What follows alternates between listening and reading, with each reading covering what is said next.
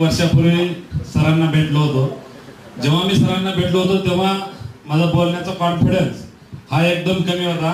कारण मी एक बिझनेसमॅन असल्यामुळे आमचं दर आठवड्याला वगैरे साईटवरती म्हणा की मीटिंग असतात. त्या मीटिंग मध्ये मी स्वतःला कुठेतरी सर्वात मागं समजायचं.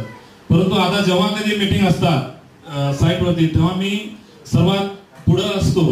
सांगायचं तात्पर्य एवढं की जेव्हा सरांना मी 1 वर्षापूर्वी भेटलो होतो तेव्हा माझा बिझनेस हा जवळपास आमचं वर्षाला जवळपास 3 कोटीचं टर्नओव्हर त्यावेळेस होतं.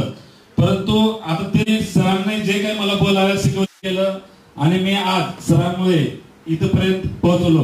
Thank you sir.